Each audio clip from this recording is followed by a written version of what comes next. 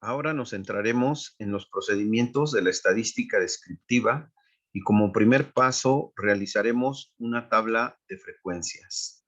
Para esto nosotros debemos de considerar que tenemos un conjunto de datos, el cual deberemos de ordenar de menor a mayor o de mayor a menor y con él determinar el número de subgrupos en los cuales vamos a dividir estos datos, es decir, el número de clases. El número de clases lo calcularemos como la raíz de n, donde n es el total de datos. Y el número de clases debe de ser un valor entero. No podemos tener medias clases, un tercio de clases, sino clases completas. También de los datos vamos a obtener el rango de los datos, que se refiere a la diferencia entre el dato mayor, que tiene M mayúscula, menos el dato más pequeño, que tiene una M minúscula, ¿no? Que sería el dato menor. Con estos dos valores nosotros vamos a poder determinar la amplitud de clase como el cociente del rango de los datos, que es mayor o igual al rango de los datos entre el número de clases. No puede ser menor porque si la amplitud de clase es menor, entonces no va a cubrir al total de los datos. De forma que el rango de las clases, ¿verdad? Que sería el número de clases por la amplitud de clases, no puede ser menor. El rango de las clases debe de ser mayor o igual al rango de los datos. ¿Para qué? Para que cubra al total de los datos. Esto se refiere a que las clases en un histograma representan las barras y deben de contener a todos los datos. Si la amplitud de la clase es menor al cociente, entonces el rango de las clases va a ser menor al rango de los datos. Observemos un histograma donde tenemos que el rango de los datos debe de quedar incluido en el histograma, si no, estaríamos dejando datos fuera y obtendríamos valores erróneos. Esto implica que el rango de las clases, es decir, el límite inferior de la clase 1 y el límite inferior de la última clase debe de contener a todos los datos. Para ello debemos evitar truncar el cociente RD, que es el rango de los datos, entre el número de clases, o evitar redondear al número inferior. Por ejemplo, si obtenemos, no sé, 5.66666 y decidimos que la amplitud de clase la dejamos truncada en 5.6, entonces estos anchos van a ser más pequeños y para que yo tenga 6 clases, posiblemente no alcance a cubrir el rango de los datos.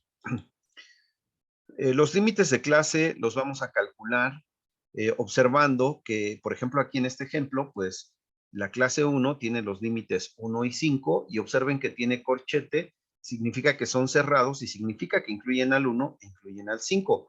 El 5 al estar ya incluido dentro de la primera clase no está incluido en la clase 2. Por eso es eh, abierto por la izquierda y cerrado por la derecha.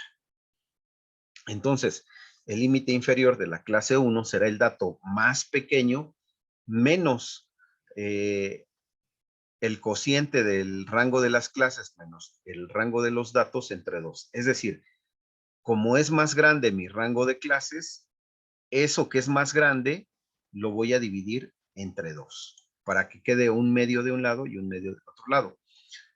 Recordemos que la amplitud de clase es el ancho de estas barras en el histograma y que depende del rango de los datos y del número de clases que yo quiera obtener. Si yo quiero tener más clases, por ejemplo, en lugar de 6, 8, pues esta amplitud va a ser más pequeña para que yo pueda cubrir del 1 al 25. Pero si quiero tener menos clases, entonces tendría que la amplitud de clase va a ser mayor para que yo vuelva a cubrir del 1 al 25. De esta forma, el límite inferior de la clase 1, ¿verdad? Se calcula con la fórmula descrita anteriormente y después tendríamos que calcular el límite superior de la clase 1. ¿Cómo lo vamos a calcular? Pues sumándole al límite inferior la amplitud de clase. Y también vamos a observar que el límite inferior de la clase siguiente, de la clase 2, es igual al límite inferior de la clase 1 en este caso, ¿verdad? Y de esta forma vamos a ir calculando los límites de clase, que yo aquí los estoy representando en un histograma, pero antes del histograma lo tendremos que hacer en una tabla de frecuencias.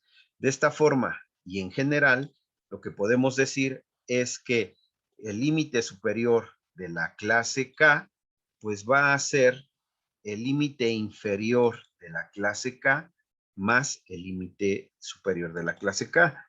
Pero el límite superior de la clase K será el límite inferior de la clase anterior, ¿verdad? Y de esta forma, pues vamos a calcular los límites de clase. Las marcas de clase son los valores representativos de cada subgrupo o clase y se calculan como el punto medio de cada clase. De esta forma, para la clase 1 sería el límite inferior de la clase 1 más el límite superior de la clase 1 dividido entre 2. Y lo que representa es el punto medio de cada una de las clases. De esta forma, para la marca de clase 2, tendríamos el límite inferior de la clase 2 más el límite superior de la clase 2 entre 2 y lo que obtenemos es el punto medio. También lo podemos calcular de otra forma. Como la amplitud de clase es constante, podemos sumarle a la clase anterior la amplitud de clase y vamos a obtener el punto medio, ¿verdad? En esta última fórmula, observemos que aquí, por ejemplo, la marca de clase sería 1 más 6, 5, es 3. En la segunda clase, 5 más 9, 14, entre 12, 7. Yo pude haber obtenido este 7 si al 3 le sumo la amplitud de clase, que es 4. 4 más 3 es 7. Entonces tengo dos formas de calcular la marca de clase. Esto yo lo expreso en una tabla de frecuencias donde voy a poner los números de clase, los límites que yo obtenga en determinado momento, límite inferior, límite superior y las marcas de clase. También para las tablas de frecuencia tendremos que calcular las frecuencias. La frecuencia absoluta no es otra cosa más que contar cuántos datos caen en cada intervalo de clase. La suma de las frecuencias absolutas de todas las clases nos debe de dar n, que es el total de datos. Nosotros tendremos que definir los intervalos si son abiertos por la izquierda y cerrados por la derecha. Esto es importante porque aquí me diría que incluye al valor superior, pero no al inferior. Pero pueden ser al revés. Esto ya lo determinará uno conforme a la experiencia y al tipo de análisis que uno desea hacer. También pueden ser cerrados por la izquierda y abiertos por la derecha, o pueden ser abiertos por los dos lados. Y en este caso decimos que los límites son ficticios, es decir, no son datos que podemos obtener en nuestro análisis. Las frecuencias relativas se refiere a tomar la fracción del total de datos que tenemos en cada clase, de forma que se va a obtener dividiendo la frecuencia absoluta entre n. Así, la frecuencia relativa 1 es la frecuencia absoluta 1 entre el total de datos, la frecuencia relativa 2 es la frecuencia absoluta 2 entre el total de datos, y así sucesivamente. La suma de estas frecuencias relativas al final nos debe de dar 1. Las frecuencias acumuladas, pues es un proceso donde vamos a ir sumando las frecuencias absolutas anteriores a la frecuencia, a la clase que me interesa.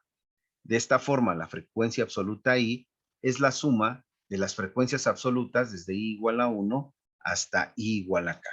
Observemos, la frecuencia absoluta 1 es igual a la frecuencia relativa 1, pero la frecuencia absoluta 2 será la frecuencia absoluta 1 más la frecuencia absoluta 2 y así sucesivamente. De forma que la frecuencia acumulada K será la suma de las frecuencias absolutas hasta la frecuencia de la késima clase. La frecuencia absoluta en la última clase debe de ser n. De esta forma también podríamos ver que vamos a calcular los porcentajes de frecuencia. Esto es importante porque así se pueden comparar diferentes distribuciones. El porcentaje de las frecuencias se va a obtener únicamente multiplicando la frecuencia relativa por 100 o recorriendo dos espacios decimales en la frecuencia relativa. El porcentaje 1 será la frecuencia relativa por 100 y así sucesivamente para el porcentaje 2, el porcentaje 3, etcétera. La suma de todos los porcentajes debe de ser 100. Para la frecuencia del porcentaje acumulado, pues vamos a seguir el mismo proceso que hicimos para las frecuencias acumuladas. Entonces, el porcentaje acumulado I va a ser la suma de los porcentajes hasta la clase I. El porcentaje acumulado 1, pues es el porcentaje 1, el porcentaje acumulado 2 es el porcentaje 1 más el porcentaje 2, y así sucesivamente. La frecuencia acumulada de la última clase debe de ser 100 porque sería la suma de todos los porcentajes de las frecuencias. Todos estos cálculos se van a resumir en una tabla de frecuencias en la cual nosotros vamos a tener las marcas de clase, las frecuencias absolutas, las frecuencias relativas, frecuencias acumuladas. También podríamos tener la frecuencia relativa acumulada y los porcentajes. Ahora lo que nos faltaría, pues es llevar esto a un ejemplo con objeto de que se vea la aplicación de las diferentes fórmulas. Y esta sería la parte inicial de la estadística descriptiva.